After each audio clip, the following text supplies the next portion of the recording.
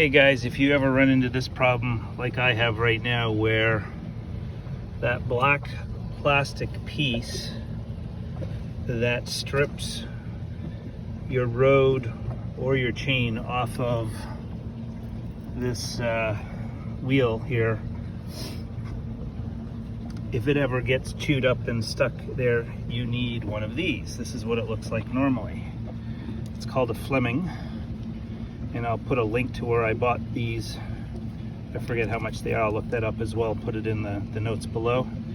But to replace it, there is a Phillips machine bolt, Phillips head machine bolt that goes through this hole here, but on mine it was corroded and it ended up snapping off, which then required me to take the entire windlass out of the boat, which is a pain in the butt, and I ended up replacing it with a it's an M4 bolt, but I put a socket head, socket head cap screw.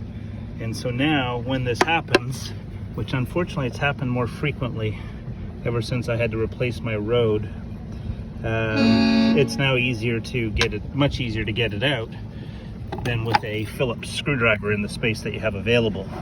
So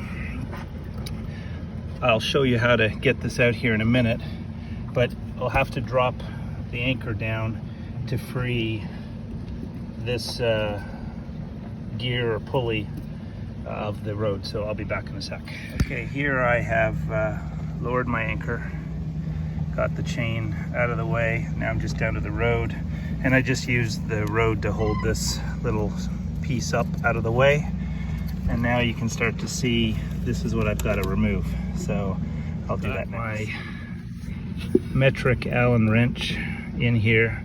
This one got a little tricky as I undo it because I can tell that the bolt is bent, and so now I'm worried that it might snap off, but it looks like it's coming out okay.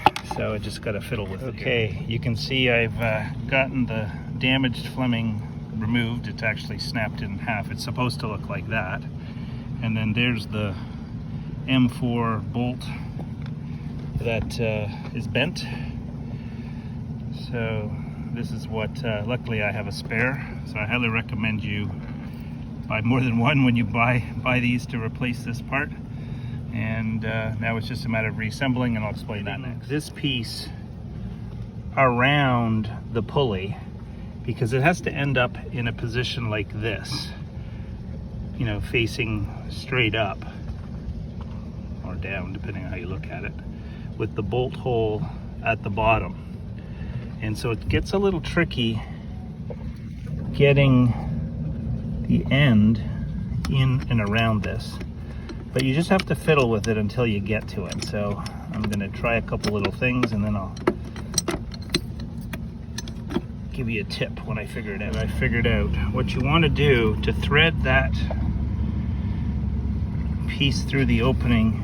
I take the rode and pull it all the way over to the starboard side of the boat to make as big a gap as possible, down through which you can then feed the replacement Fleming. It's hard to probably get a good camera angle on this, but I'll try. But once you do that, then you can get it all into position here. Again, it's hard to see. I don't know if you can see. And then you can put a new bolt in, which I have here. But of course, put some anti-seize on. Anti-seize compound. Because that bolt will get corroded in there, and you always want to make it easy to take out later if you can. If you need assembled. And this black keeper piece here back on top of the rode. I think the key is to not let too much pressure build up on your rode when you're winching in your anchor, because that probably caused it to jam into the gear and rip the stripper, the Fleming, right off. So I'm going to be a little more gentle in the future as I raise my anchor. So there you have it. Hope this is helpful. Take care. Let me know if you have any questions.